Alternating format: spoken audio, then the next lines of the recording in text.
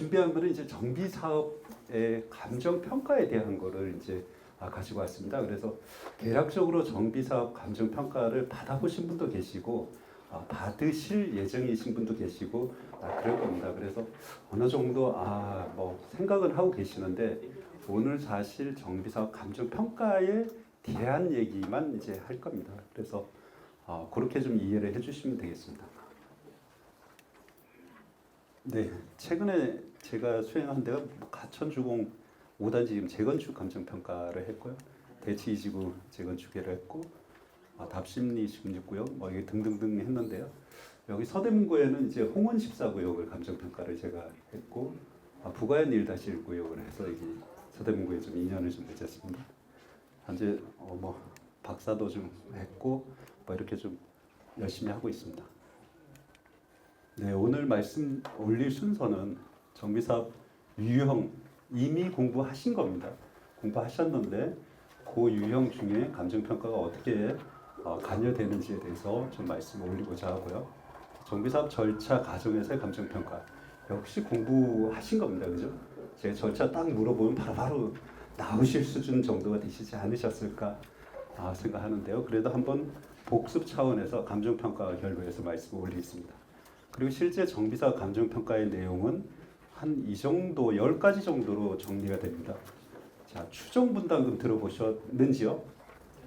네, 추정분담금이 지금 감정평가 쪽에서 하고 있습니다. 그래서 추정분담금, 그 다음에 우리 구역, 재개발 구역이든 재건축 구역이든 뭐 도시환경 정비사업, 지금 옛날 말로 도시환경 정비사업인데요. 도심, 재개발형 이든 다 국공유지가 있을 수 있습니다. 그 국공유지에 대한 평가. 그 다음에 가장 관심이 있으시는 부분이 바로 이 종전자산 평가입니다. 그죠? 지금 현재 내가 갖고 있는 재산을 재개발 구역에 투자한 거 아니겠습니까? 피 같은 내 돈을 투자를 해서 결국 현물 출자를 한 것이고 그것이 얼마만큼의 가격으로 매겨진 뒤에 분양 신청한 좌우 분양가에 비례율을 곱한 권리가액의 격차를 분담하는 구조다 보니까 이것이 이제 가장 크게 지금 관심이 있어 하십니다. 그래서 이 종전자산 평가를 어떻게 그런 평가사가 하는가에 대한 지식을 오늘 좀 공부하시는 걸로 이해하시면 되겠습니다. 그 다음에 이제 재개발 재건축은 필연적으로 철거를 하잖아요. 그래서 철거하고 짓는 종후자산 감정평가도 이해를 좀 해보시고 그 다음에 나는 정말 마음에 안 들어. 우리 구역에 대해서 1부터 100까지 마음에 안 들어. 특히 뭐 땡땡이 마음에 안 들어 해서 나는 도저히 사업에 참여하지 않을 거야 해서 현금 청산을 받으실 수도 있습니다. 여기 지금 와 계신 분 중에도 현금 청산자가 계실 수 있고요. 그래서 현금 청산은 적정히 어떻게 받아야만 하는가에 대한 얘기. 그다음 재건축은 매도 청구고요. 그다음에 부가세, 법인세는 세금에 관련된 평가인데 여기 조합 입원 분들도 오셨기 때문에 간단히 알고 계시고 언제 발주하고 무엇 때문에 발주해야 되는지 알고 계셔야 됩니다. 그 다음에 최근에 불거진 재건축 부담금 거의 완화 분위기로 가지만 현재까지도 여전히 부과되고 있습니다. 그래서 재건축 부담금 그리고 기타 이 10가지를 8시까지 다 할 수 꼼꼼히 하면 아마 내일까지 오늘 1박 2일 하셔야 될 것 같으니까 넘어갈 건 넘어가고 뭐 요지 위주로 진행을 해도 되겠습니까? 네. 정비사업 저보다도 정비사업에 대해서 더 잘 알고 계실 텐데요. 정비사업은 사실상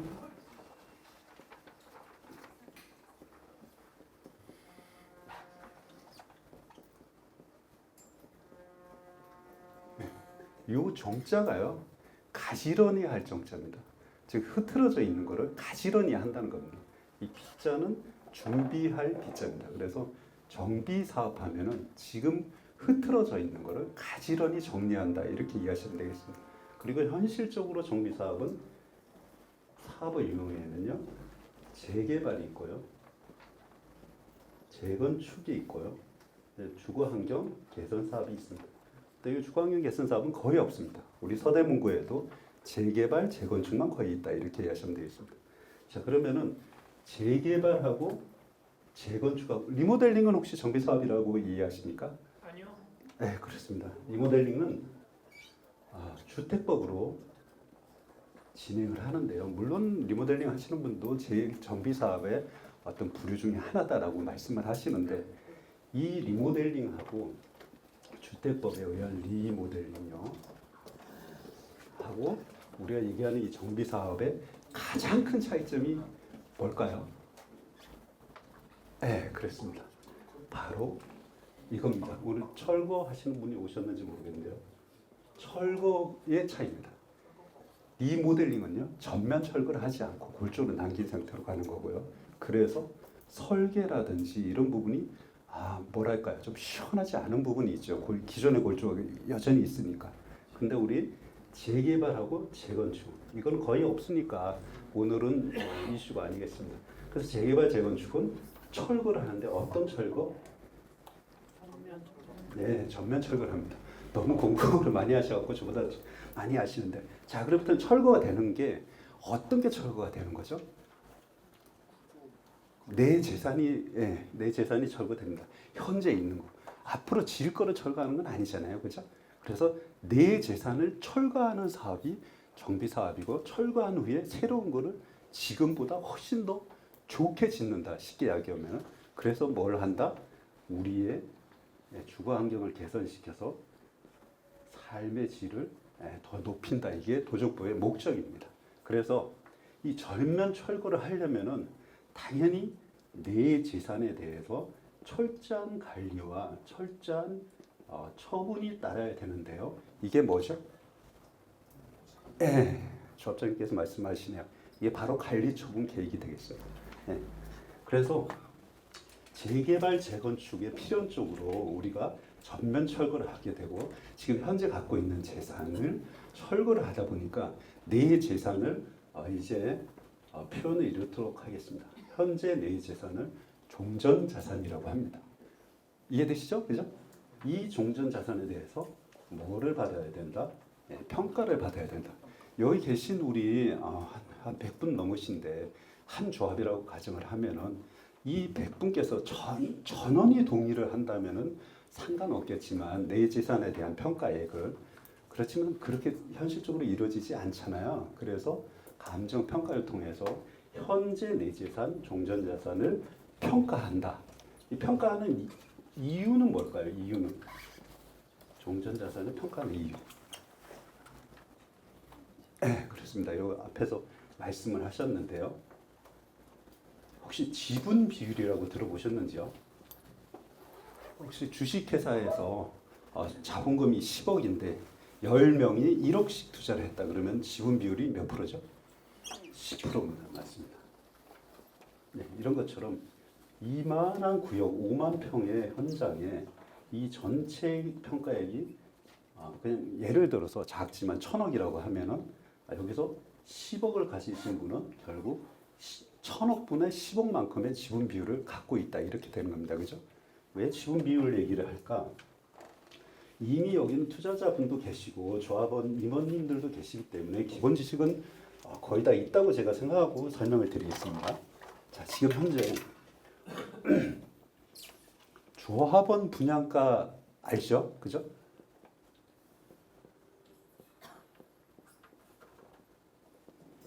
조합원 분양가는 새로 진 건가요? 지금 있는 건가요?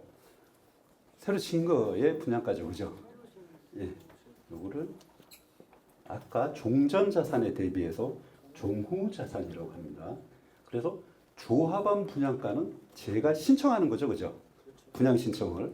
분양 신청한 분양 신청가가 있을 거 아니겠습니까? 이거와 뭐와의 차이를 분담하는 거죠? 그렇습니다. 네. 종전 자산, 이제 내 재산, 여기다가 뭐를 곱한다? 네, 비례. 그렇습니다. 다 아시는 것이지만 이게 오늘 수업에서 가장 중요한 겁니다. 종전 자산의 비례를 곱한 거를 우리는 권리가액이라고 얘기합니다. 권리가액.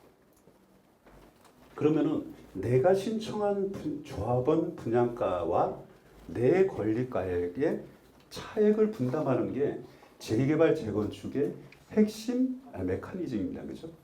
그러면 이 비례율이 종전자산은 평가사가 평가를 하고 조합원 분양가 중고자산도 평가사 평가를 하는데 그러면 비례율은 평가사 평가를 하는가? 비례율은요. 우리 재개발 구역 지금 조합장님도 계신데 우리 구역의 총 수입 있죠. 총 수입에서 우리 구역의 총 사업비 뭘로 나누죠? 전체 종전자산 합계. 비례율은 총 수입에서 총 사업비를 뺀 거를 전체 종전자산 합계로 나눈 것을 비례율이라고 합니다. 이걸 다 알고 계시지만 너무나도 중요하기 때문에 또 강조드리는데, 자 그렇다면 이 종전자산은 개별 조합원님의 종전자산입니다. 개별 조합원님의 종전자산 평가액 곱하기 비례율이 내 권리가액이라고 했고요. 그 내가 갖고 있는 권리가액과 내가 신청한 조합원 분양가의 차액을 돈을 분담해야 되는 겁니다. 그죠? 여기까지 따라오셨죠? 그죠? 자 그러면은 다시 한번 제가 이거를 한 번 또 나눠보겠습니다. 더 쉽게. 그러면 총 수입 빼기 총 사업비는 이건 뭐죠? 우리 구역에 개발 이익이죠, 그죠? 그러면은 요게 비례율이라 그랬잖아요, 그죠? 종전자산 곱하기 비례율이 내 권리가액인데 요 개별 종전자산 개별 이게 훨씬 더 중요합니다. 오늘 이거는 꼭 가지고 가셔야 됩니다. 개별 종전자산 곱하기 비례율이 이거잖아요. 그죠? 전체 종전 합계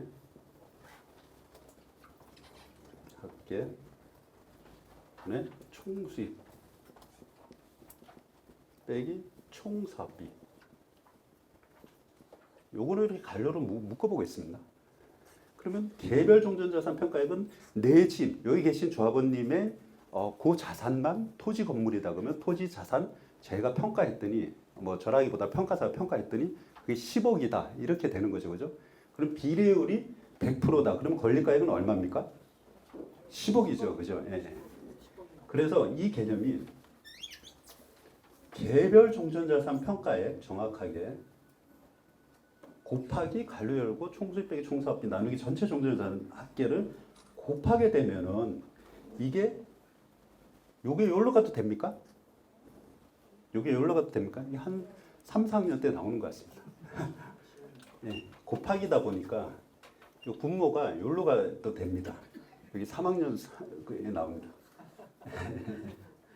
전체 종전자산 평가액 곱하기다 보니까 요 분모가 요거분의 요거다 보니까 여기 여기로 가도 됩니다. 자 그러면은 제가 아까 요 앞에서 지분 비율을 결정하기 위해서 종전자산 평가가 필요하다라고 말씀을 드렸는데요. 요거 한번 보세요. 요거. 전체 종전자산 평가액분의 개별 종전자산 평가액. 그러면 전체 여기 계신 분은 1000억이라 그러면은 이게 1000억이고요. 내게 10억이다. 그러면 1000억분의 10억 해서 나의 전체 종전자산 평가액에서 지분 비율을 의미하게 됩니다. 자, 그럼 다시 또 한번 잘 따라오고 계시죠? 잘 따라오시죠? 여기까지 굉장히 쉽다고 생각합니다. 그럼 내 지분 비율을 우리 구역의 총 수입에서 총 사업비 뺀 개발 이익이라고 그랬잖아요.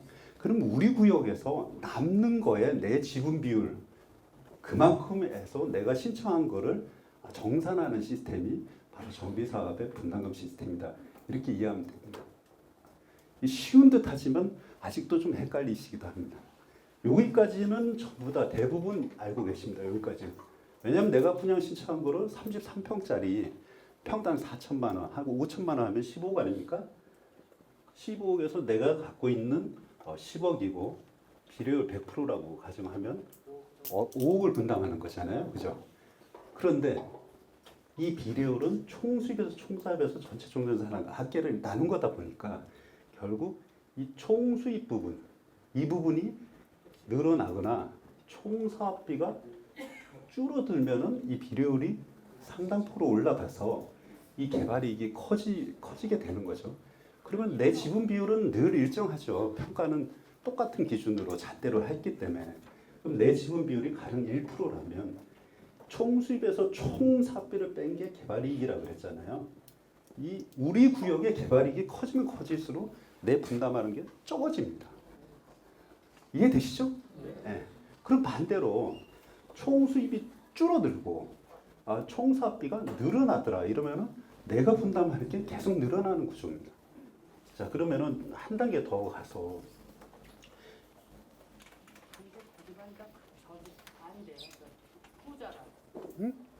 재개발이 더진다 후자가 네네네. 그게 문제지. 네, 지금 뭐 잘 말씀하셨는데요. 어차피 제가 말씀드릴 건데 지금은 총 사업비 중에 예전에는 제가 2000 한 초반도에는 공사비가 400대였어요. 근데 지금 이게 지금 800대, 850대, 심지어 조그마한 구역에서 1000만 원 달라고 그러더라고요. 그럼 이게 몇 배입니까? 가령 2배 이상 오른 거죠. 근데 이 분양가는 지금 2배 올랐나요? 그렇지 않은 거죠. 그래서 지금 사정은 그렇게 쉽진 않은데 근데 어려운 지금 시점에 준비를 해서 결국 분양가가 올라간 시점에서 이익을 향수하실 수도 있다. 그래서 어차피 확실한 건 없지만 불확실하지만 이런 사정은 있습니다. 그래서 총수입은 다시 한 단계 더 들어가면요. 총수입은요.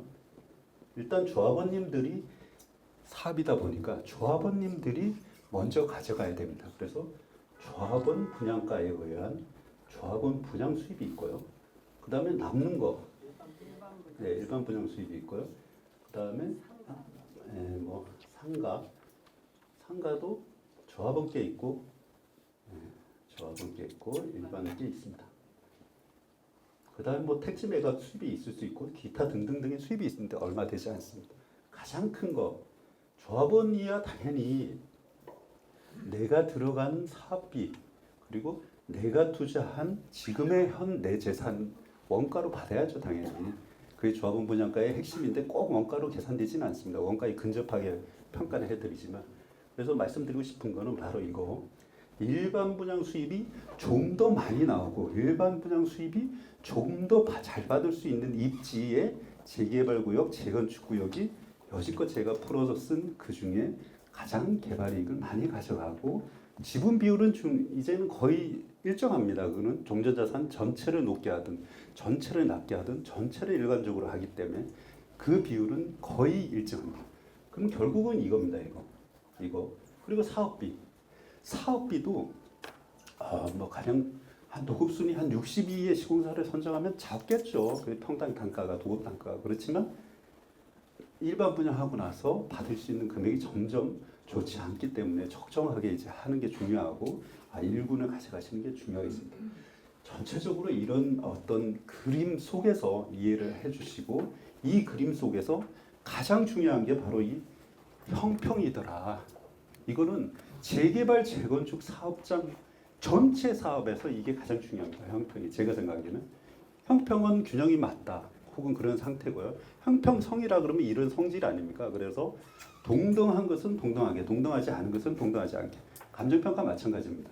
앞에 전면에 위치하고 있는 도시가 유사하다 그러면 유사한 가격이 나오는 거고요. 뒤에 후면지가 동등하지 않잖아요. 앞에 전면지하고. 그러면 유사하지 않은 가격이 나오는 거고요. 바로 또 균형. 어느 한쪽으로 기울어지거나 치우치지 아니하고 그런 상태.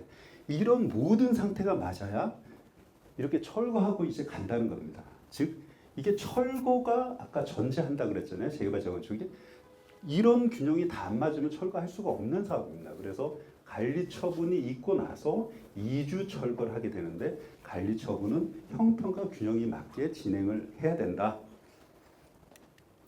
네, 감정평가 개념 정리366 이거 간단히 한번 살펴보도록 하겠습니다. 감정평가는 이제 경제적 가치를 판정하여 그 결과를 가액으로 표시하는 걸 말합니다. 경제적 가치는 제가 느끼는 어떤 유용성의 정도입니다. 효용의 정도, 쓰임새의 정도죠. 그거를 가치 판정해서 가액으로 얼마로 표시하는 겁니다. 이거를 우리 정비사업 재개발 재건축에 대입을 하면 요거 여기 계신 분들을 전부 다 더하면 이거 아닙니까? 전체 우리 구역의 종전자산 평가에 그래서 요 개별 종전자산 평가 요거 할 때 가액으로 이렇게 표시해 준다 이런 감정평가다 이렇게 하시면 되겠습니다. 업자는 뭐 이러합니다. 미국 같은 경우에는 뭐 조금 더 그 가정까지 뭐 감정 평가다. 그 다음에 뭐 이런 거, 요게 좀 필요합니다. 감정 평가할 때도 진이 진짜냐 가짜냐, 진정성이고요. 선악, 좋냐 나쁘냐, 적부, 적정하냐 부적정하냐, 양부, 좋냐 나쁘냐, 이런 것들이 실제적으로 투자하신 분들한테는 적용되는 겁니다. 즉 우리 그 구역에 분양 권인, 즉 분양권이 있는 물건인지 없는 물건인지 판단을 하고 들어가셔야 되잖아요. 그래서 진위 여부 이런 것들도 필요하다. 그 다음에 정비사업에서 감정평가의 역할과 기능은 뭐 여러 가지 역할을 합니다. 그래서 저희도 먹고 살고 있는데요. 가장 중요한 것은 관리처분 계획의 근거다. 관리처분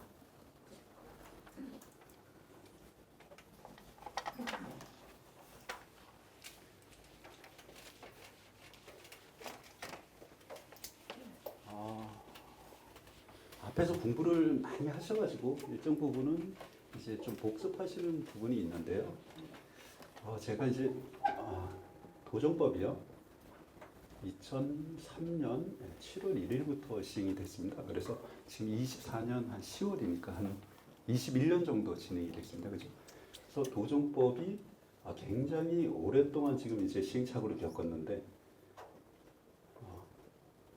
이 74조는 인터넷에 검색을 하셔가지고 꼭 좀 알고 계셔야 됩니다. 정비사업에 투자하신 분들이든 조합원님들이든 도정법 74조 뒤에 나옵니다. 그런데 도정법 74조에 어떤 내용이 있냐 하면 관리처분 계획에 대한 내용입니다. 관리처분 계획을 74조의 내용대로 해라 이렇게 되어 있습니다. 그 중에 가장 중요한 것이 가장 중요한 건 뭡니까 사실? 조합원분양가 내 재산 아닙니까? 내 재산. 자꾸 이렇게 얘기하니까 제가 내 재산 지킴이 같은데요. 어쨌든 저도 재개발구역에 이제 뭐 물건이 있습니다만 어쨌든 내 재산을 불려가는 혹은 내 재산을 바꾸어가는 어떤 과정이라고 생각합니다. 그래서 이 관리처분 계획에는 가장 중요한 건 바로 종전자산 평가에 대한 내용이 있습니다. 즉 재개발하고 재건축에 대해서 주관경은 뭐 빼고 오늘 얘기하겠습니다. 어떻게 종전자산 평가하라 이렇게 돼 있습니다. 그 다음에 그 다음에 나와 있는 게 종후자산 평가에 대해서 나와 있고요. 그 다음에 세입자, 영업보상에 대해서 나와 있고요. 등등등. 이 중에 가장 중요한 건 이렇게입니다. 아까 말씀드렸듯이 내 재산에 대해서 평가 어떻게 하고 조합원 분양가 결정 어떻게 해서 관리처분 하세요 이렇게 돼 있는 게 바로 도정법 74조의 관리처분 계획 내용이고 도정법 통틀어서 가장 중요하다 이렇게 말씀을 올립니다. 그래서 시간이 되시면 인터넷에 도정법 74조 이렇게 치면 그냥 나옵니다. 아니면 도정법 치면은 도정법이 그냥 요새는 인터넷에 다 휴대폰에 다 나오는데요. 74조 내용만 어느 정도 숙지하셔도 뭐랄까요, 한 조합의 임원분 정도의 지식이 갖고 계실 수 있다. 거기에 가장 중요한 게 감정평가다 이런 말씀드립니다. 아까 서두에 잠깐 말씀드렸는데 2003년도에 기존 도시재개발법, 주택건설촉진법, 환경 개선에 대한 임시조치법 그걸 다 통합해서 이제 도정법이 시작이 됐고요. 시작할 때는 4가지 사업이 있었습니다. 이런 사업이 있었는데 12년 8월 2일 날짜로 주거환경관리사업에다 가로주택 정비사업까지 추가해가지고 한 6개 정도 사업이 되다가 요 2018년 2월 9일부터 이렇게 아까 제가 말씀드린 대로 재개발 사업, 재건축 사업, 주거환경 개선 사업으로 이제 3가지 사업으로 정리가 됐습니다. 그러면 가로주택 정비 사업에 투자하신 분도 계실 텐데 그건 어디 있습니까? 그건 이제 소규모 주택 특례법에 이제 그걸로 이관이 됐습니다. 그래서 가로주택 정비 사업 및 소규모 재건축 사업은 빈집 등 소규모 주택 정비에 관한 특례법으로 이관하여 규정하여 도정법에서 삭제를 했습니다. 그래서 가로주택은 저 특례법에서 1순위로 적용을 하고 거기에서 없는 것들은 도정법에 유추 적용을 하고 실무적으로는 그렇게 진행을 하고 있습니다. 재개발 재건축을 또 이제 아까 리모델링하고 정비 사업하고는 어떤 가장 큰 차이가 있다 그랬죠? 그렇습니다. 리모델링은 뭐 부분 철거로 하니까. 근데 부분 철거하고 전면 철거는 완전히 다릅니다. 지금 있는 거의 설계 자체가 다르기 때문에 사실상 재개발 재건축의 대안이지 않나 이렇게 생각하고요. 리모델링 하신 분들이 이거 들으면 뭐 기분 나쁘실지언정 뭐 사실상 그러합니다. 그런데 재건축과 재개발 그러면 이제 투자는 어떤 게 낫냐? 보통 이제 수업 마치고는 이렇게 질문하시는데 오늘은 그래도 공부하는 거니까 재건축하고 재개발이 가장 큰 차이점은요. 법적으로는 기반 시설이라고 들어보셨는지요? 네, 기반 시설 기초가 되는 거니까 당연히 우리 구역에 새로 지을 때 도로 내야 되겠죠, 그죠? 도로. 네, 그 다음에 공원 내야 되겠죠, 그죠? 그다음 이 밑에 상하수도 넣어야 되겠죠, 그죠? 공동구도 하고 뭐 열 공급 시설도 하겠지만 가장 대표적인 거는 바로 도로, 공원 그리고 밑에 깔려 있는 상하수도 이게 대표적인 기반 시설이 되겠습니다. 그래서 이런 기반 시설이 상당히 양호한 쪽이 이제 강남 쪽 되는 거죠, 그죠? 그래서 공동주택 같은 경우는 이런 기반 시설은 괜찮은데 주택만 노후 불량된 거 이런 것들을 보통 재건축이라 하고요. 재개발은 이런 거 자체가 지금 뭐 우리 아현이나 뭐 북아현이나 다 안 좋았잖아요. 그래서 기반 시설도 열악하고 극히 열악이라는 표현을 썼는데 이렇습니다. 그런데 이건 법적인 부분이고요. 사실상 재건축하고 재개발이 거의 유사해지고 있는데 가장 큰 차이점이 뭔지 아세요? 네, 대단한 내공이 있으신 분이 계신데요. 네, 바로 재건축은 안전진단이 있고요. 재개발은 안전진단이 없습니다. 이게 가장 큰 차이점입니다. 즉 안전진단을 통과해야 재건축은 진행이 되는 겁니다. 물론 이것도 이제 완화 분위기가 있기는. 그런데 재개발은 안전진단이라는 절차 자체가 없습니다. 그래서 재개발과 재건축의 가장 큰 차이점 하나는 안전진단 유무고요. 그 다음에 강제로 취득하는 거 들어보셨죠, 그죠?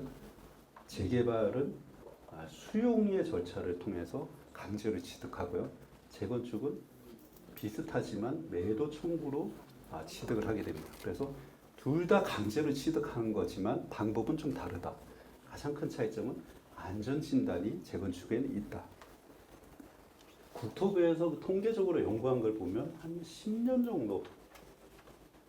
정도가 평균적인 이 재개발 재건축의 소요 기간이랍니다. 그래서 투자하실 때 한 바퀴 도는 기간을 뭐 좀 알고 계시면 좋겠습니다. 자, 이제 정비사업 절차고요. 절차 과정에서 감정평가입니다. 이거는 제가 다 알고 계시죠? 그래도 한 복습 한번 할까요? 네.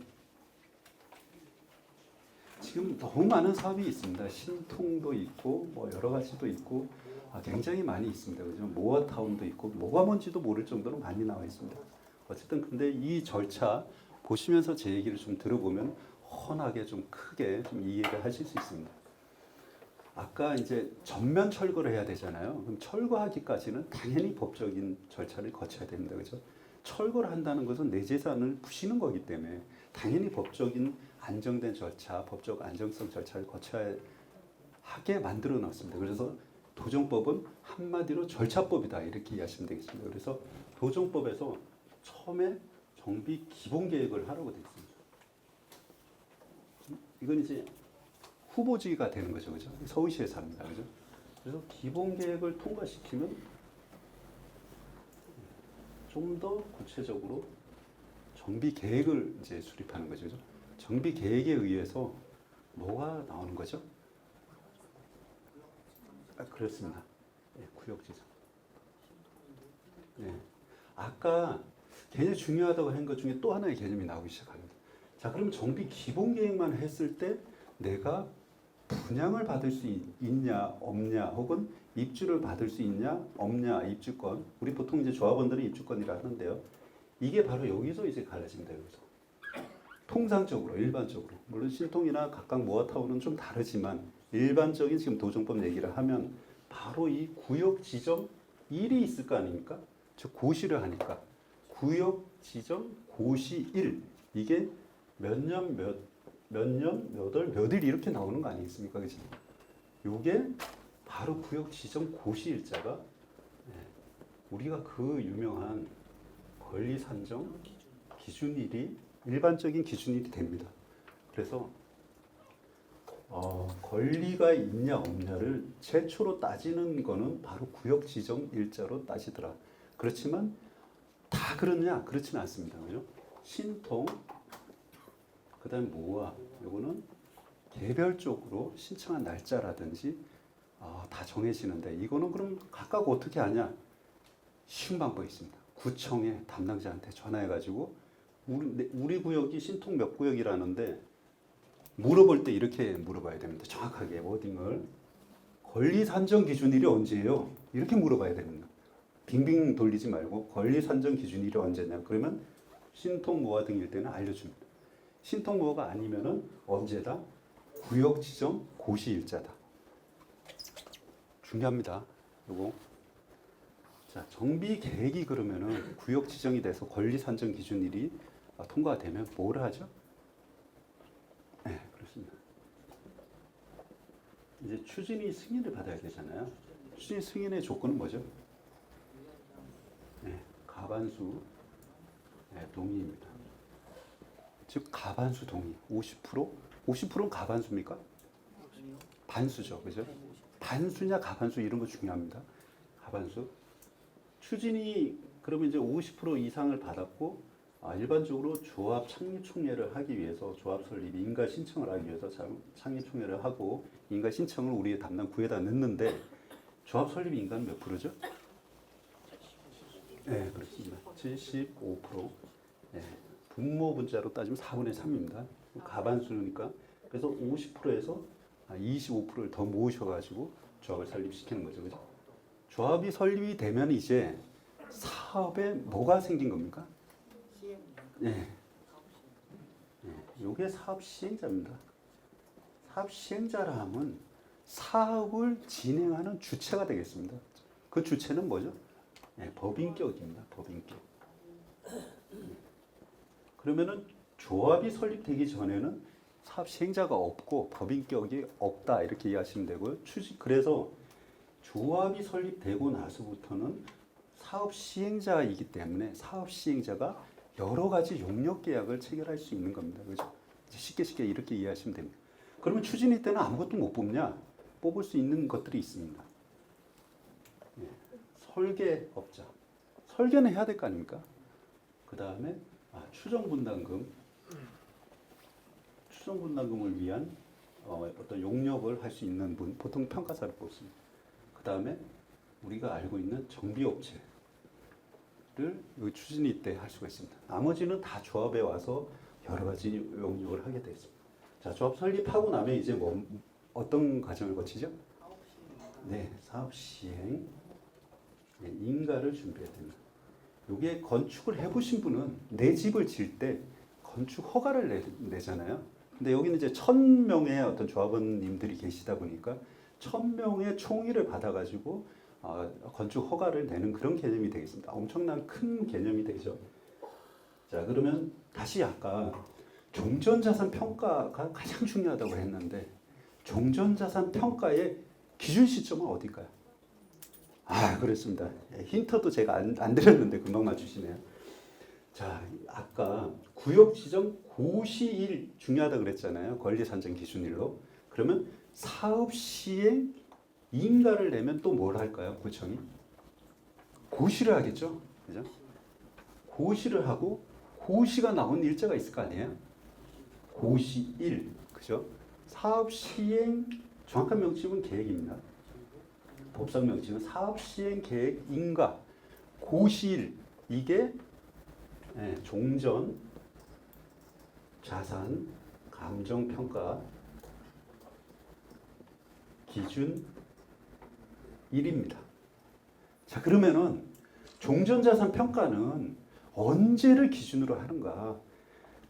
우리가 역사적으로는 T라고 하겠습니다. 타임이. 그럼 과거에서부터 이렇게 가는 걸로 표기를 하면 사업 시행 이 계획 인가 고시 일자 여기서 종전자산 평가한다.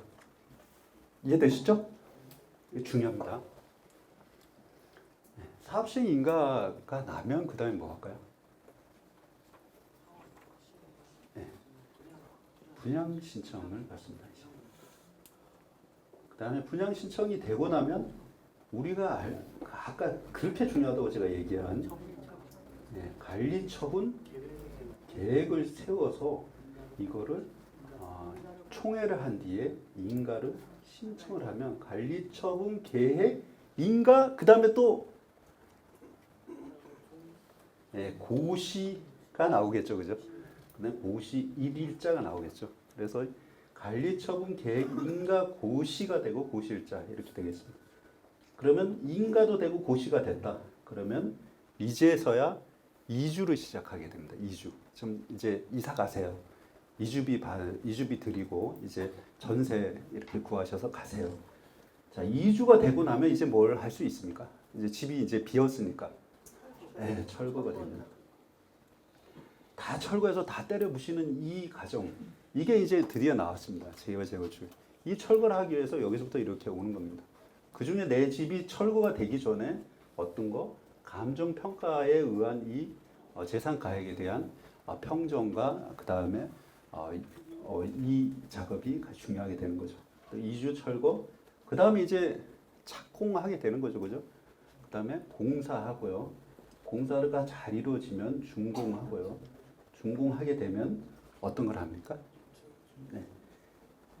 이제 사실 이제 이전고시가 그 사이에 뭐 입주도 먼저 시킵니다. 입주하고 이전고시 시키고 다 등기로 정리한 뒤에 조합은 청산이 되겠습니다. 그래서 청산 이전고시 이렇게 다 하고 청산하고 나서 한 요 정도에 이제 뭐 조금 계속 사실 분들은 계속 사시는 거고 또 파시는 분은 파시게 되겠습니다.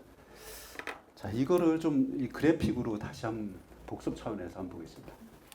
기본계획 수립은 서울시장이 하는 거죠, 그죠? 그다음에 정비계획 수립은 구청장님께서 이제 해주시는 거고, 실제 구역 지정은 서울시장이 하죠. 그래서 입안은 구청장, 구역 지정은 서울시장. 추진위원회 구성 뒤에 조합 설립인가도 구청장님이 하십니다. 사업시행인가도 구청장님. 그다음에 분양 신청하고 관리 처분하고 이주 철거하고 착공 분양, 그다음에 준공 입주, 이전고시 청산.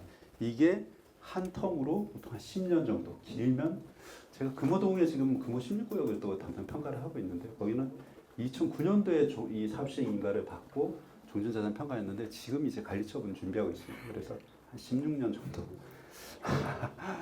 그건 뭐 부침이 많이 있었습니다. 그런데 빨리 가는 데는 또 빨리 가고 늦게 가는 데는 늦게 가는데 제가 생각하기에는 이 분양의 어떤 부동산 경기와 가장 맞물려 있다. 물론 내부에 반목과 다툼도 있지만 그런 반목과 다툼은 결국은 분양 어떤 경기에 의한 어떤 입장 차이가 가장 크더라 이렇게 경험상 말씀을 올려봅니다. 그다음에 이제 시공사 선정을 예전에 서울시 같은 경우에는 사업 시행 인가 이후에 시공사를 선정하라고 했습니다. 그런데 이것이 굉장히 불합리하다. 왜냐하면 시공사를 뽑지 못하니까 그 앞에 사업 진행도 안 되고 시공사에 의한 어떤 자금 수율도 안 되기 때문에 그래서 문제점이 있다 그래서 바뀌었습니다. 이게 서울시 도정조례 77조에 법 118조 6항에 따라 조합 설립 인가를 받은 후에 조합은 과반수의 찬성으로 총회 의결을 거쳐 시공사를 선정하여야 한다. 조건은 달랐습니다. 총회를 열어라. 그리고 과반수 동의 이상을 받아라. 그래서 서울시는 이제 조합 설립 인가 이후에 시공사를 뽑을 수 있다. 이렇게 이해하시면 되겠습니다. 그다음에 아까 제가 강조했듯이 사업시행 인가를 득하면 사업시행 인가 고시일, 사업시행 계획 인가 고시일을 기준으로 감정평가를 하게 된다. 잘 이해되시죠? 그죠? 쉽죠? 네, 이건 추진위 이제 지금 단계에 계신 분들이 좀 아셔야 되는 건데요. 추진위 구성을 합니다, 그죠? 추진위원장뿐만 아니라 감사님 등등을 해서 운영 규정 만들고 50% 동의 설을 50% 이상을 가반수를 모으면 승인 신청을 넣고 구청에서 승인을 받습니다. 그다음에 이렇게 쭉 해서 조합을 만드는 그런 구체적인 절차입니다. 감정평가 업체 선정이 궁금하시다 이런 질문도 많이 있었습니다. 재개발은 어디서 선정을 할까요? 감정평가 업자를. 그렇습니다. 네. 구청에서 선정하고 계약까지 합니다. 법에 그렇게 되어 있습니다. 아까 제가 도정법 74조가 가장 중요하다. 오늘 가실 때 도정법 74조는 줄줄줄줄 좀 하셨으면 좋겠다. 이게 감정평가업자 뽑는 것부터 감정평가하는 까지 다 나옵니다. 관리처분 계획하는 까지. 그래서 업자는 주관개선 사업 또는 재개발 사업은 시장 군수 등이 선정 계약한 2인 이상이고요. 재건축 사업은 좀 다릅니다. 시장 군수가 1인 그리고 우리 재건축 사업 시행자가 1인 이상입니다. 그래서 제가 서두에 가천주공 5단지 지금 하고 있다 그랬는데 거기는 조합 측에서 2군데를 했고요. 그다음에 그 가천시장이 선정한 1인에서 3인이 지금 평가를 하고 있습니다. 그 중에 제가 했고요. 그래서 자세히 보면 1인 이상이라고 되어 있습니다. 그래서 이상은 이제 1, 2, 3 이렇게 되는 거죠. 그러나 많이 뽑으면 조합의 비용이 또 부담이 되기 때문에 그다음에 이제 좀 평가 비용은 좀 예치해야 된다 이렇게 되어 있습니다. 그래서 조합에서는 평가를 진행하고자 한다 그러면 이 구청에서 평가 비용을 예치하라고 이제 명령을 하십니다. 그럼 예치하시면 되겠습니다. 재건축 사업에서요. 예전에 총회 의결을 거쳐서 평가업자를 선정하지 않은 사업장도 있었습니다. 그래서 대법원까지 가가지고 2007년도에 선고를 했는데요. 그때 선고가 바로 감정평가 용역은 법 24조 3항 5에서 총회 의결을 거치도록 했기 때문에 대의원회까지 하면은 무효가 됩니다. 그래서 반드시 재건축 사업장이든 유추해서 재개발 사업장이든 총회 재건축 사업장에서는 반드시 의결을 거쳐야 됩니다. 그리고 이것도 자주 여쭤보셔가지고요. 보통 추정 분담금서부터 이제 법인세 기타인데 요건 요 중에 조합에서 선정할 수 있는 거 위주로 좀 말씀드리겠습니다. 여기서 조합 선정 재건축 조합은 1인 이상 업자를 선정할 수 있다. 그다음에 추정 분담금도 추진위도 가능하고 조합에서 선정할 수 있습니다. 그다음에 정비 기반 시설 아까 공원, 도로, 그다음에 녹지, 상하수도 등등이 있었는데 그에 대한 감정 평가에 대해서 사업 시행자가 선정이 가능합니다. 그다음에 현금 청산도 사업 시행자가 1인을 선정할 수 있고요. 시도지사는 시도지사의 서울시 같은 경우 서울시가 되겠죠.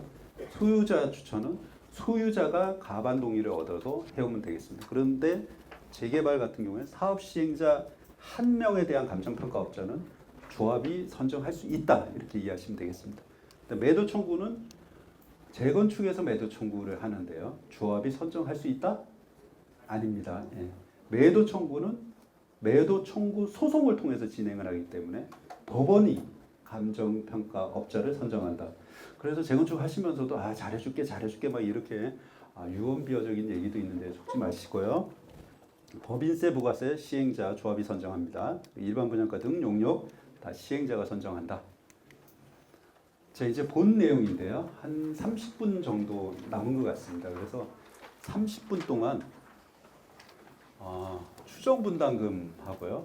종전자산 평가 이제 개략적으로 제가 아까 비례를 말씀드리면서 구체적으로 좀 말씀을 드렸고 거기에 대한 더 구체적인 걸 좀 말씀드리고 현금 청산 요 정도 위주로 좀 말씀을 올리겠습니다. 추정 분담금 해보신 조합원님 계신가요? 예.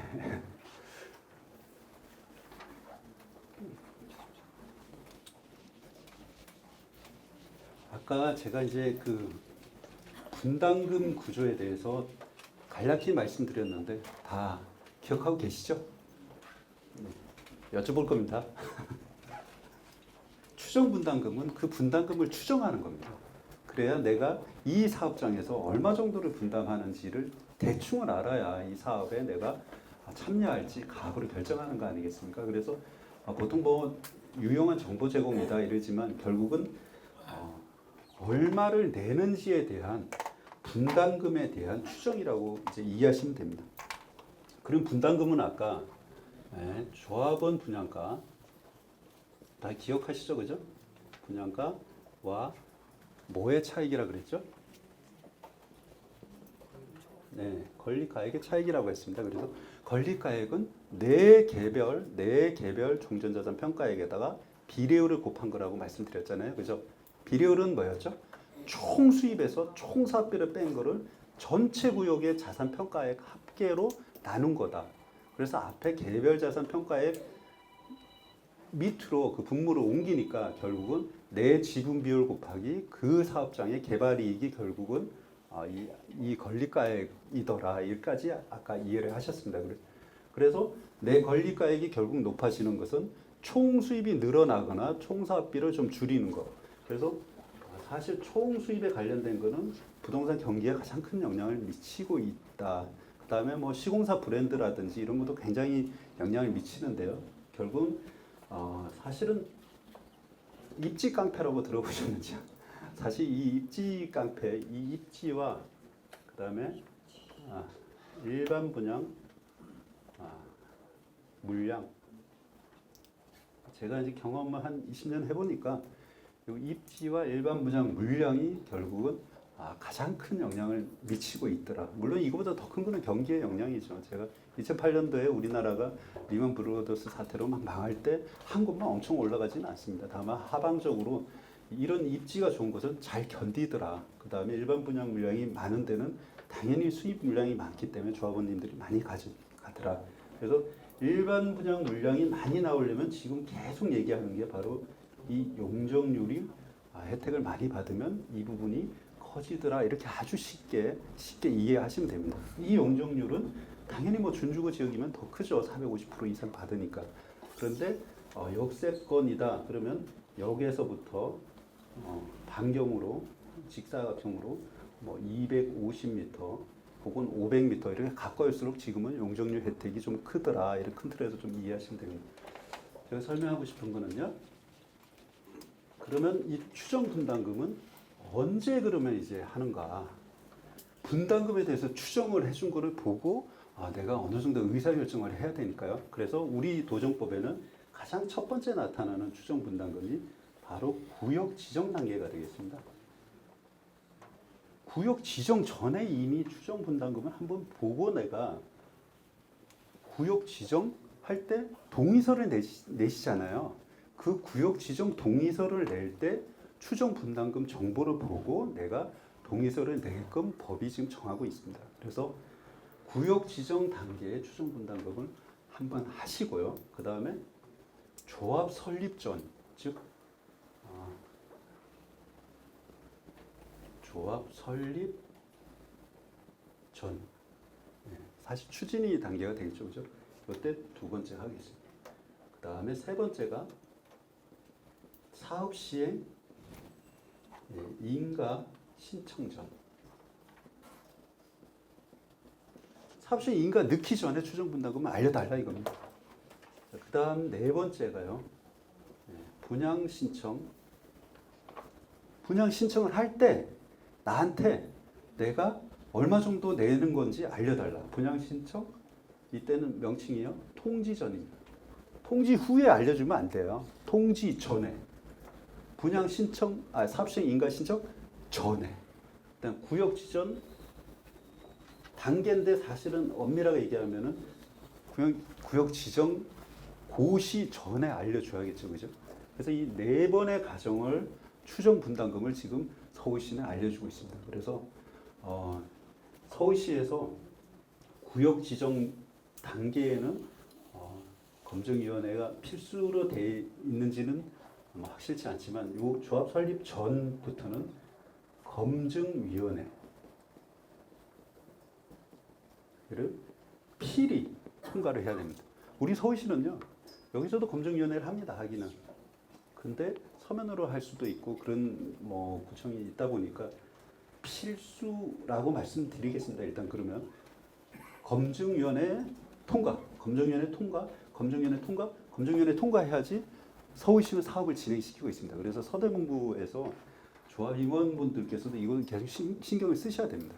추정 분담금 용역을 많이 해본 업자가 이 검증위원회에서 경험이 있는 사람들이 가서 브리핑을 하고, 그래서 검증위원회는 어떻게 구성되냐?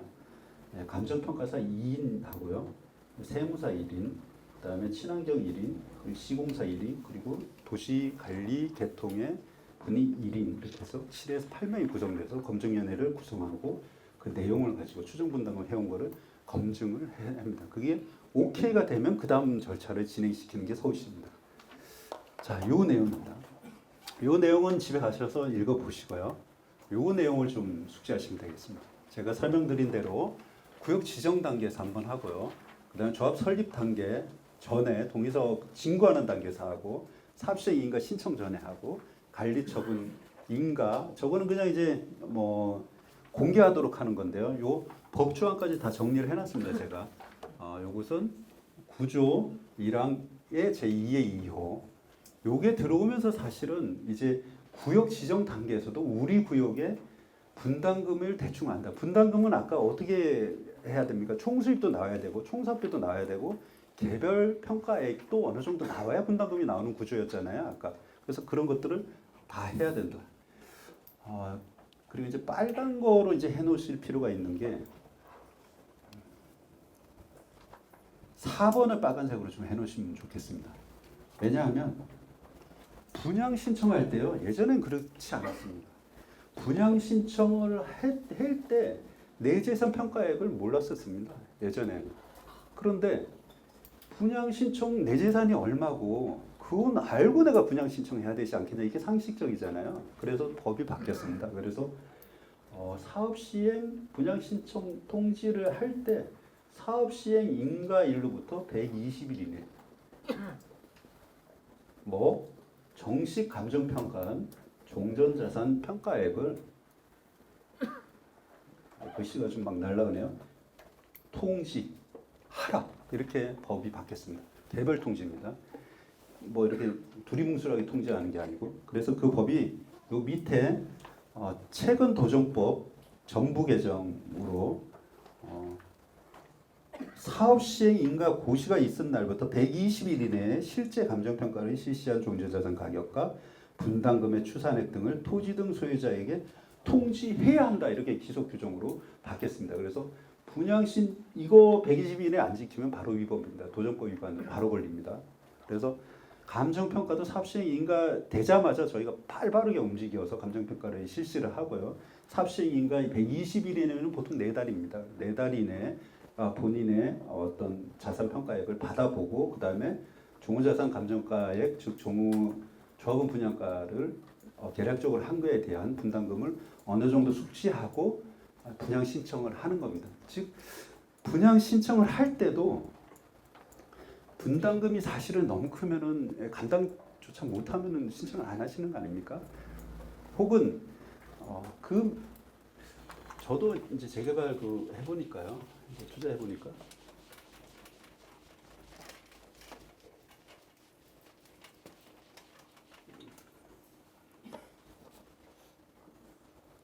아까 그 경제적 가치 뭐 이렇게 얘기했는데요.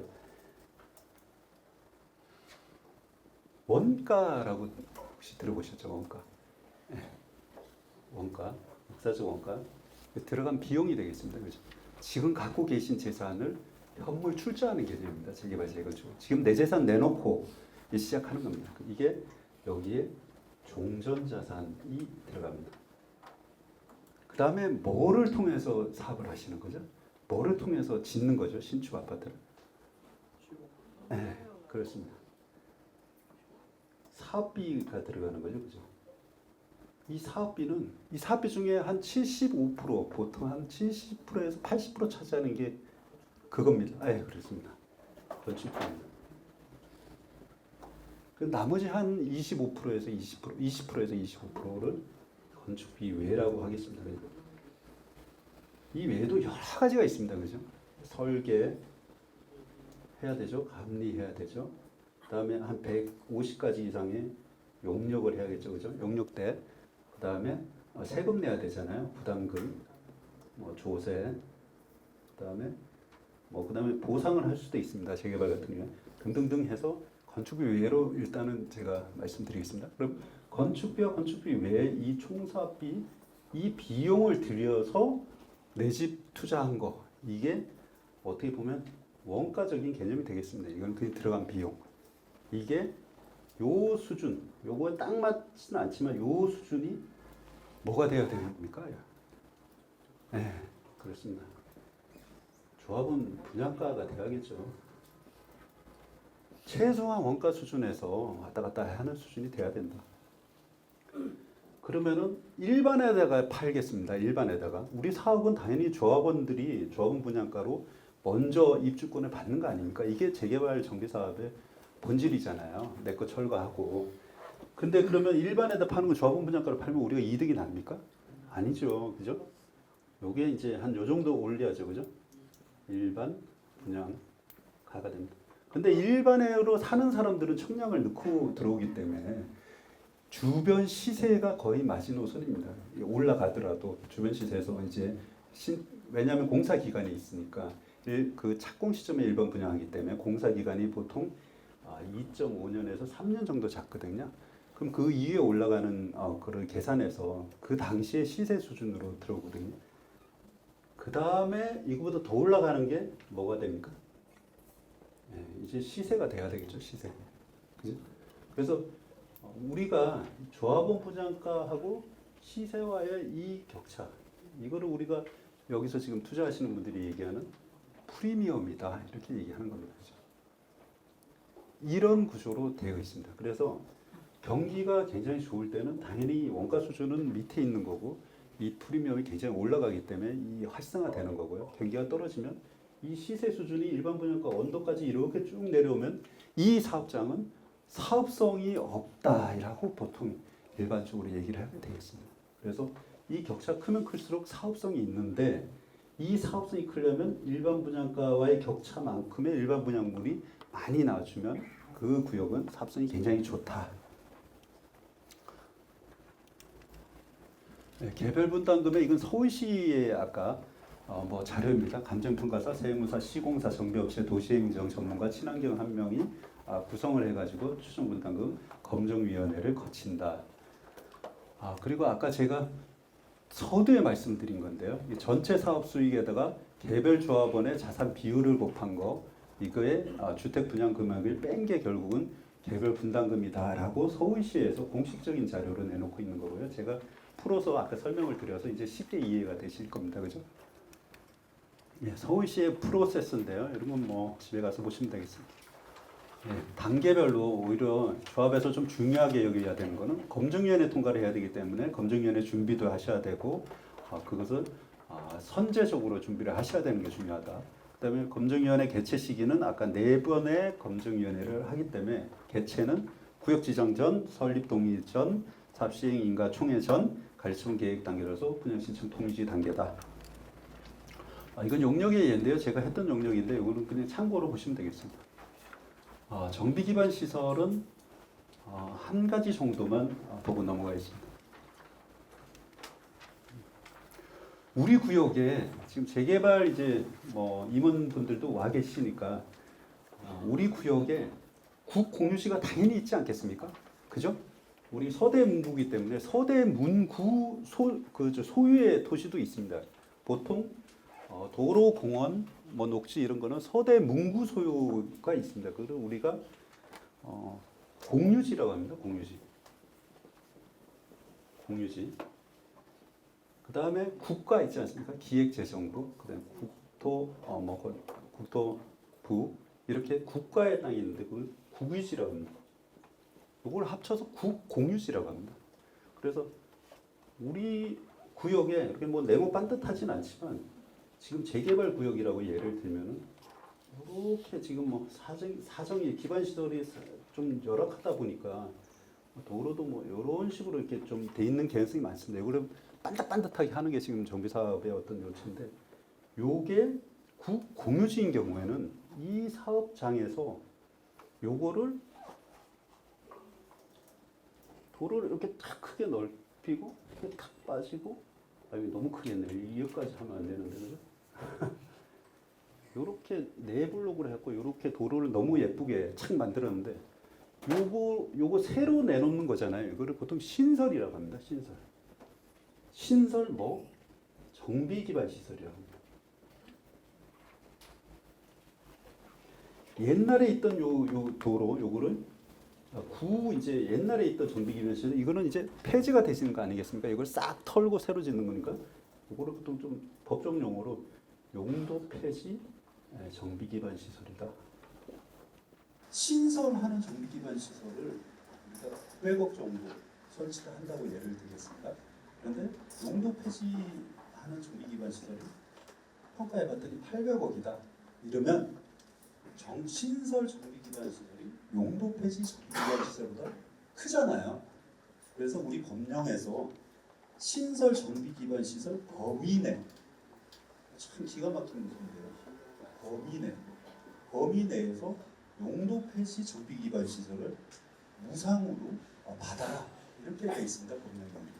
구청 입장에서 지금 구청 담당자도 계시지만 요거는 내가 무상으로 줄 게 아니다 이런 다툼이 많이 있었습니다. 그래서 이제 그런 맥락에서 이제 이해해 주시는데 법령에 이제 그러면 이제 도로의 범위를 이제 확대했습니다. 여기에 특히 요 4호 97조 3항 4호 그 밖에 공유재산 및 물품관리법에 따른 공유재산 중 일반인의 교통을 위하여 제공되고 있는 부지. 일반인의 교통을 위하여 제공되고 있는 부지가 뭡니까? 도로잖아요. 네. 이 경우 부지의 사용 형태나 규모나 기능 등 구체적인 기준은 시도 조례로 정할 수 있게 이제 확장을 해가지고 예전에는 굉장히 엄격하게 했습니다. 여기 도시관리계획 결정으로 시점과 종점을 정해가지고 그 정확한 절차, 도시관리계획으로 했던 도로만 시에서 무상으로 줬습니다. 그래서 이걸 굉장히 많이 다퉜습니다. 그런데 지금은 내가 설치하는 게 900억이고 여기서 내놓을게 범위가 적다면 이거 전체 줘야죠. 그렇지 않습니까? 저도 그런 공감을 하고 있습니다. 이게 지금 넓어지고 있다. 조합에서 챙겨야 될 거라서요. 조합 임원분들은 정확하게 이 규정 97조 3항 정도 숙지하고 계셔야 되겠습니다. 많이 다퉜습니다. 많이 다퉜고 여기는 아니라고 한 판례도 있고 기라고 한 판례도 있고 너무 많이 다투고 있고요. 요것만 찾아오는 용역도 있습니다. 우리는 무상양도 용역이라고 해가지고 요거 찾아가지고 이게 보통 강남 같은 경우는 몇십억 되다 보니까 그렇습니다. 그 다음에 이런 것들은 정적인 거니까요. 한번 읽어보시고요.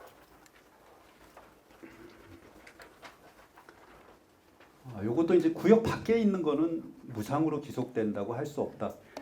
여러분 제가 여기다가 구역 밖에다가 또 새로운 도로를 설치했습니다. 그런데 구에다가 무상으로 또 기속시켜야 되는가? 아니다. 이런 겁니다. 정산을 하세요. 이런 얘기입니다. 근데 이제 인가 조건에다가 여기까지 도로를 내세요. 그 인가 조건을 받아가지고 하면은 무상으로 되겠지만 어쨌든 원칙적으로는 무상으로 시군구에다가 주는 건 아니다. 네. 설치 비용 보조 신청이 또 가능합니다. 조합에서 대신 요 중복적으로 내 인센티브를 받았거나 아니면 무상양도를 받았거나 이런 거에 대해서는 비용을 청구할 수는 없고 그걸 제외하고 비용을 청구할 수 있다. 이것도 조합 임원분들께서는 체크해 놓으세요. 요거는 넘어가겠습니다. 요건 실제 용역내인데요. 아까 제가 설명드린 대로 요게 900억이다. 요게 800억이다. 요런 조서가 되겠습니다. 이쪽 신설은 얼마? 신설은 얼마? 용도 폐지는 얼마? 네, 종전자산 평가는 제가 지금 크게 누누이 말씀드렸습니다. 그래서 이제 쉽게 좀 와닿으실 수 있는데요. 아까 전체 조합원 분의 내 거의 감정평가액이 뭐라 그랬죠? 네, 지분 비율이라고 그랬고요. 그 상대적 가치 비율을 정하는 것이 목적입니다. 즉 가령 이런 분들이 계세요. 지금 시가가 얼마인데 평가를 그렇게 해줘? 왜 반토막 내? 말도 안 돼. 이렇게 말씀하시는 분들이 계시는데 그것은 아까 얘기한 이 원가, 즉 조합원 분양가 메커니즘을 충분히 이해하고 계셔야 됩니다. 물론 시가로 전체를 평가해서 지금 평당 주변의 시세가 평당 예를 들어서 5천만이다. 시가로 평가하면 당연히 좋은 분양가는 원가가 그만큼 올라가기 때문에 좋은 분양가가 맹 비싸지는 구조입니다. 그래서 그렇게 되고요.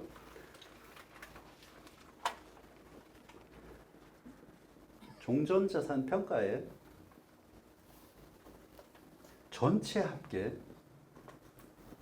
분의 총수입 빼기 총사업이라고 말씀을 드렸잖아요. 비례율을. 그래서 요거는 분모로 지금 작동을 하고 있기 때문에 이 분모를 10% 올리든지 10% 낮추든지에 따라 비례율은 올라갔다 내려갔다 하기 때문에 그만큼 권리가액엔 영향이 없습니다. 그래서 이거를 왜 시가로 평가 안 해줘? 이런 질문은 이제 좀 안 하셔도 될 것 같습니다. 요 교육을 받으셨다면.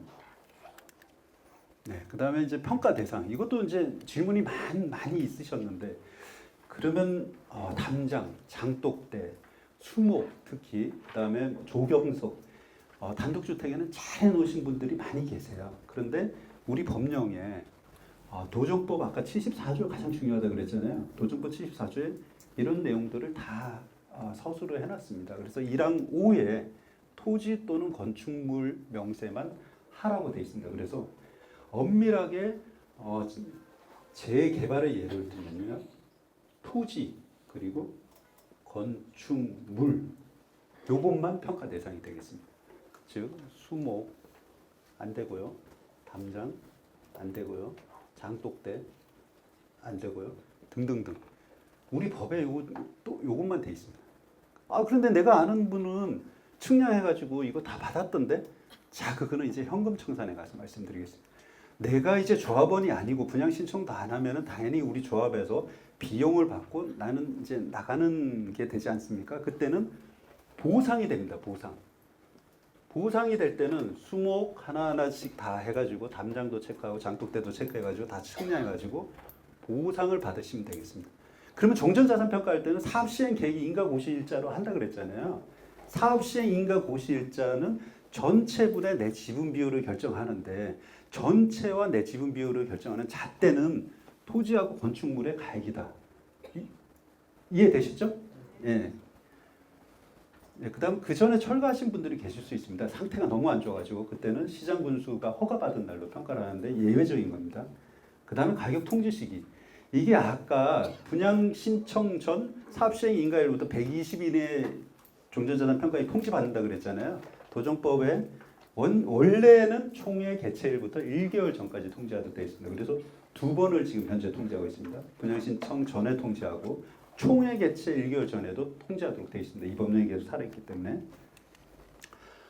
물적 기준은 이제 우리가 분양 대상을 결정할 때 보통 대장이 1순위입니다.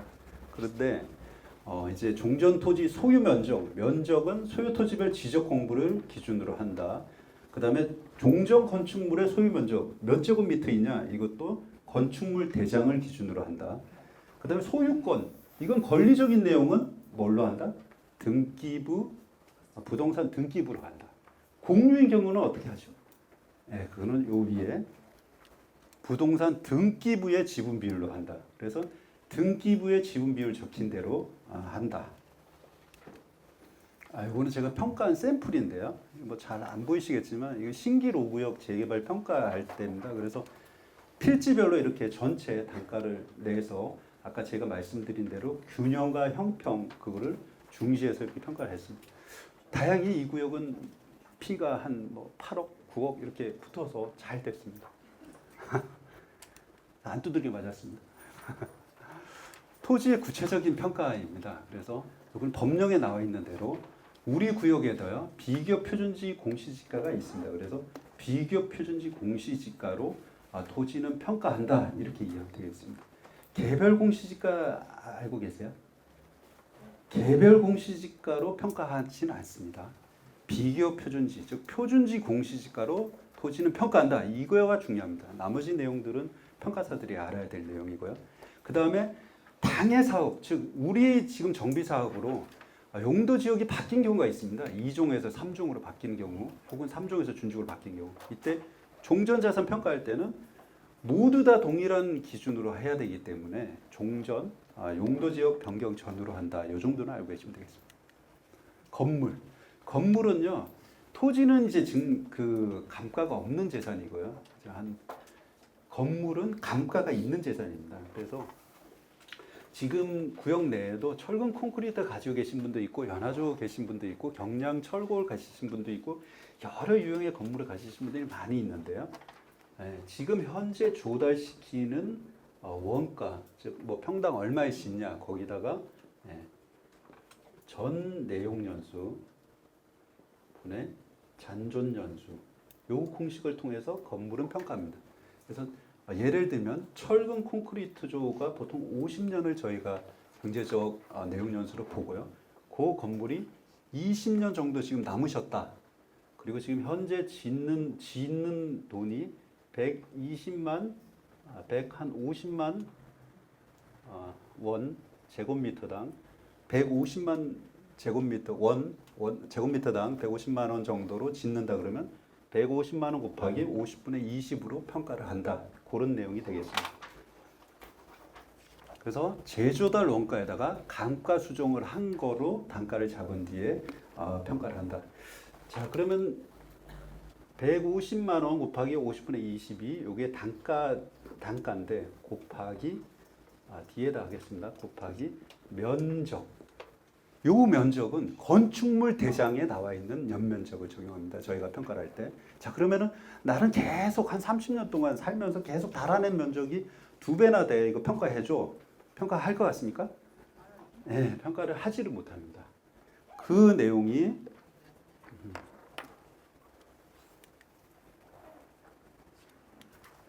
도정법 74조에 나와 있습니다. 그래서 법령을 위반한 면적은 평가하지 말라고 근거하고 있습니다. 저희가.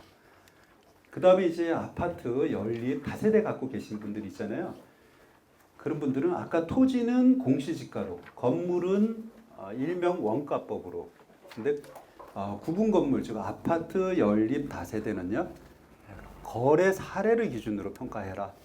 그래서 거래 사례로 평가하는데 많은 질문이 이겁니다. 우리 집은 5년 전에 리모델링만 샤시하고 한 4천만 원 들어서 이거 평가해줘. 이렇게 많이 말씀을 하세요. 그래서 지금 현재 이제 정리를 해서 말씀을 드리면 극히 예외적으로 인정한다. 이렇게 정리를 할 수 있습니다. 지금 현재 평가업계는. 그리고 아까 감정평가의 기준 시점이 뭐라고 그랬죠? 종전자산평가? 제가 너무 중요하다 그랬잖아요. 사업시행 인가 고시일자잖아요. 사업시행 인가 고시일 지나서 평가를 하는데 여기서 고쳤어요. 사업시행 인가 고시일 지나서. 이론도 인정하지 않습니다. 그리고 10년 전에 고쳤어요. 그럼 또 이게 또 지났잖아요. 기간이. 그래서 정리를 하면 극히 예외적으로 인정받는다. 사실 재건축에서는 거의 인정받지 못합니다. 왜냐하면 샷이 한 집도 있고 안 한 집도 있고 이러다 보니까 그 전체를 전수조사해가지고 들어간 비용 징구에서 소명하기까지 기간이 오래 걸리다 보니까 전체적인 조합원 총의는 이 리모델링 비용을 반영하지 않고 형평성 있게 하자가 대세입니다. 그러나 소명하고 모든 게 증명됐다 그러면 극히 예외적으로 인정해 줄 수 있다. 요거는 이제 사업시행 인가 고시 일자가 여러 가지일 수 있는데요. 대법원에서 정리를 했습니다. 언제냐? 최초 사업시행 인가 고시 일자다. 금호 땡땡 구역에서 이것도 나타났는데요.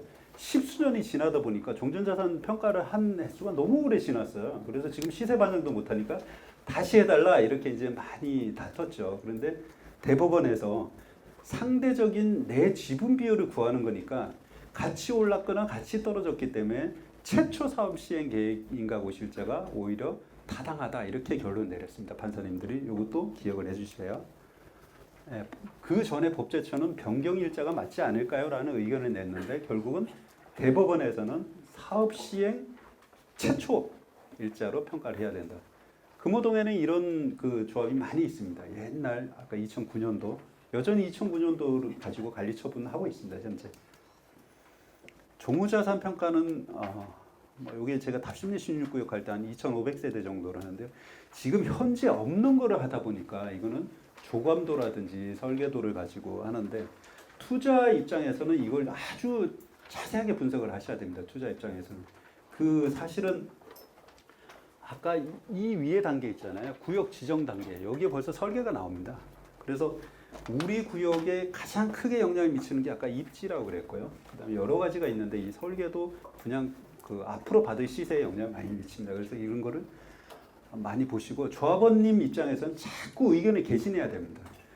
특히 유니트에 대해서는 의견을 계속 개진해야 됩니다. 이게 설계사가 너무 좋은 걸 뽑아와가지고 너무 마음에 든다고 해도 제가 유니트 그림은 안 갖고 왔는데 그 단위세대 평면 있잖아요. 단위세대 평면에 대해서는 정말로 이의 제기를 많이 하셔야 됩니다.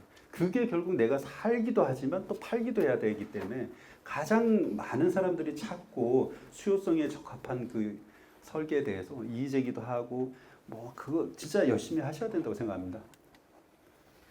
이제 현금 청산 요 정도 하면 아마 시간이 다 될 것 같습니다. 이제 현금 청산에서 제가 말씀드리고 싶은 거는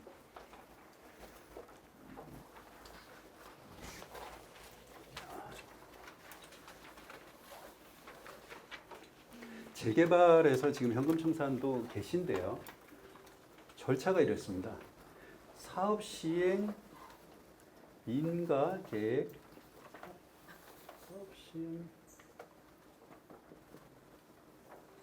사업 시행 계획 인가, 사업 시행 계획 인가 그 시가 있고 나면은 분양 신청을 합니다. 분양 신청. 분양 신청 전에는 당연히 분양 신청을 통지하죠, 그죠? 그럼 분양 신청 기간을 둬가지고 한 차례의 연기 기간을 할 수 있는데 분양 신청을 안 하면 어떻게 됩니까? 그렇습니다. 분양 신청 그러면 종료일이 있을 거 아닙니까? 분양 신청 언제까지 해라. 그리고 기간을 정리해서 그게 연장한 게 9월 30일이다. 종료일 다음 날 31일까지 있습니까? 9월이 7, 8, 9. 이거 10월로 하겠습니다. 10월은 31일이 있으니까. 그럼 종료일 다음 날 청산자 인지가 구분이 되는 겁니다. 그죠? 그래서 아까 종후자산 평가일은요, 이 분양 신청 만료일자를 기준 시점으로 평가를 합니다. 왜냐하면 만료가 돼야지 이제 사업비, 즉 청산자들의 분류가 돼서 사업비가 어느 정도 계산이 되기 때문에 아까 조합 분양가를 결정할 수 있는 요소가 되고요. 청산자를 가늠하는 거는 분양 신청 종료일 다음 날. 이날 근데 그럼 다음 날, 종료일 다음 날 어떤 의미를 갖냐? 네. 어떤 의미를 가질 것 같습니까? 나는 이제 분양 신청 안 하고 현금 청산자가 됐어. 네, 조합원이 아닙니다. 그러면 이제 돈 달라 이렇게 될 수 있는 이게 중요합니다. 청산금 지급 의무가 발생한다가 되겠습니다. 청산금 지급 의무. 저는 분양 신청 안 했지만 사업 시행자가 조합인데 조합 입장에서는 청산금을 또 줘야 되지 않겠습니까? 그래서 이것도 많이 다퉜습니다. 대법까지 다툴 정도면 골치 아프게 다툰 거죠. 그래서 대법원에서 청산금 지급 의무가 발생하는 시기는 도정법 46조 규정에 따라서 사업 시행자가 정한 분양 신청 기간 종료일 다음 날이라고 보아야 된다. 이 날짜다. 청산금 지급 의무가 생기는 날. 이제 청산금을 어떻게 할지는 평가에서 협의를 하는데 이 시기는 이렇게 많이 다퉜지만 이렇게 했다. 그 다음에 분양 신청을 하셨다가 쭉 흘러가서 엄밀하게 이제 짓기 전 분양 계약하셔야 되거든요. 계약을 또 안 하시는 분이 계십니다. 왜냐하면 그때 사정이나 자기만의 어떤 사정이 있기 때문에 그때 또 청산자가 되시는데 그때 지급 의무 발생 시기는요. 체결하지 않아 추가로 청산자가 된 자에 대한 사업시행 청산 지급 의무 발생 시기는 체결 기간 종료일 다음 날이죠. 다음 날을 좀 정확하게 기억하시면 되겠습니다. 분양 신청 만료일 다음 날 청산금 지급 의무 발생 시기다. 그다음에 분양 계약 만료일 다음 날 발생 시기다. 이해되시죠? 그다음에 이건 뭐 보상법을 따라야만 하는가? 결론은 꼭 따를 필요는 없지만 도정법의 규정은 반드시 지켜야 된다. 이렇게 이해하시면 되겠습니다. 그다음에 개발이익 배제. 재개발은요. 정확하게 재개발은 이제 현금 청산에 들어가게 되면 뭐를 따라가나 하면은 공익사업법을 따라갑니다. 이거를 우리가 보상법이라고 하거든요. 공익사업을 위한 토지 등의 취득에 관한 법률인데요. 보상법에 따라가기 때문에 아까 계속 얘기한 개발이익이 있는데요. 우리 당의 재개발 사업으로 인해서 가격이 올라간 부분을 얘기합니다. 쉽게 말씀드리면 그 부분을 재개발 같은 경우는 좀 빼고 평가하라. 이게 또 많이 다퉜을 거 아닙니까? 다툰 거의 결론이고요. 재건축 사업은 또 그렇지 않습니다. 이거는 사업적 자치 사업이라서 개발이익 다 포함해서 평가해 줘라 이렇게 되고 정리가 됩니다. 여기에 대한 논란은 여전히 있습니다. 재건축 사업은 그래서 시가 보상하라고 돼 있고요. 그다음에 요거는 꼭 말씀드리고 마치고 싶습니다. 이거는 이제 그 재건축 사업장에 도로만 갖고 계신 분이었습니다. 그래서 재건축 사업인 경우하고 재개발 사업인 경우하고 가장 큰 게 안전진단의 차이다. 그 다음에 수용과 매도 청구의 차이다. 이렇게 제가 서두에 말씀 올렸는데요. 재건축 사업은요, 토지등 소유자 그 조합원 할 때 토지 및 건물입니다. 엔드입니다. 아파트의 전용 부분하고 소유권 대시권을 함께 갖고 계셔야 되거든요. 그런데 재건축 사업장에도 도로만 갖고 계신, 즉 토지만 갖고 계신 분이 계실 수 있습니다. 그래서 조합원이 될 수가 없습니다. 그래서 이분이 이제 현금 청산을 받게 됐는데 현금으로 그때 감정 평가를 해볼 때 3분의 1로 이제 평가한 것이 위법하다라고 난 판결입니다. 그래서 혹시나 이 재건축 사업장, 단독주택 사업지도 지금 여전히 지금 더 이상 구역 지정하지 않지만 거기에 도로 갖고 계신 분은 이 내용을 좀 알고 계시면 도움이 될 것 같습니다. 재개발도 마찬가지. 네, 재개발은 조금 다릅니다. 3분의 1은 좀 다르죠. 재개발은요, 이렇게 지금 현재 하고 있습니다. 재개발은 아까 보상법을 준용해서 이제 진행을 하고 있습니다. 그래서 협의를 거치고요. 협의가 불성립되면 수용 재개를 하고요. 수용 재개를 또 여기서 불복해서 마음에 안 들면 이의 재개를 하고요. 이의 재결도 마음에 안 들면 행정 소송을 가는 절차를 거치고 있습니다. 그래서 원칙적으로 이 보상법의 룰을 따르고 있습니다. 그래서 보상법에서는 지금 3분의 1 이내로 평가하라는 규정이 있습니다. 사실상 사도인 경우에. 그래서 대부분의 평가사님들은 3분의 1 이 룰을 여전히 따르고 있습니다. 다만 이 3분의 1을 하지만 그 도로의 어떤 형상이라든지 어떤 조건이라든지 이거를 다 보고 평가를 해라. 그런 의견도 지금 있습니다. 그래서 공존하고 있습니다. 실무적으로. 그다음 매도 청구는 이제 법원에서 하니까 이거는 이제 조합에서 신경 쓰시면 되겠습니다. 열심히 달리다 보니까 이제 벌써 약속할 시간이 5분이 넘었는데요.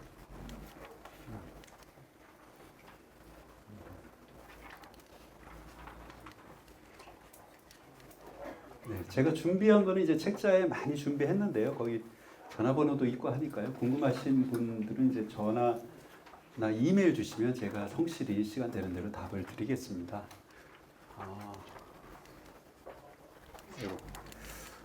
마지막으로 이게 세금은 뭐 사실 조합에서 알고 계시면 되고요. 재건축 부담금은 이게 제가 실제로 가천에서 했던 뭐 적인데요.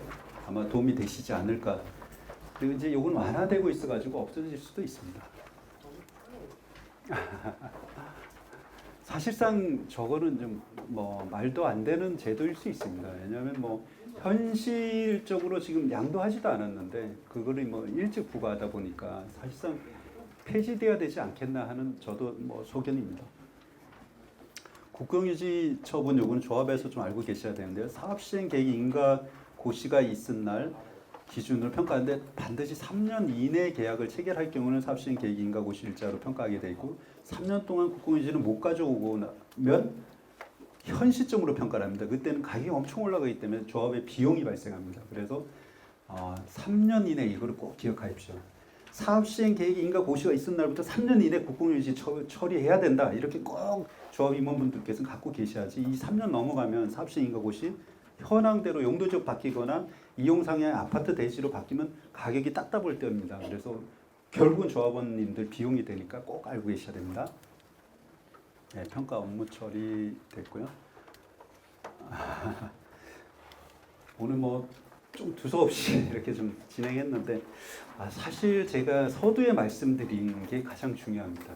감정 평가를 떠나서 전체 정비 사업에 대해서는 철거를 수반하기 때문에 내 재산이 철거되기 전까지는 균형 있는 평가, 형평성 있는 평가뿐만 아니라 지금 정보는 모든 것이 공개됩니다. 그래서 형평성이 있어야 되고 모든 정보는 공개돼야 된다. 그런 측면에서 자기 재산도 지킬 수 있고 또 그런 것을 또 넘어서는 부분은 부동산 경기인데 지금은 이제 한 11월 7일 정도, 정확하게 한 새벽 3시 정도에 미국에서 또 금리 인하 FOMC 회의가 있습니다. 아마 예측되기로는 아마 0.25%가 인하될 걸로 뭐 언론이 많이 보도하고 있는데 인하되지 않더라도 금리 인하의 분위기가 있어서 지금 현재 우리 대한민국은 어느 정도 바닥을 다지고 조금씩 올라가고 있는 어떤 상황이고 대신 지금 정부가 7월, 8월 달에 반짝 상당히 가격이 올라가다 보니까 대출로 규제를 굉장히 많이 했습니다. 그거는 사실 좀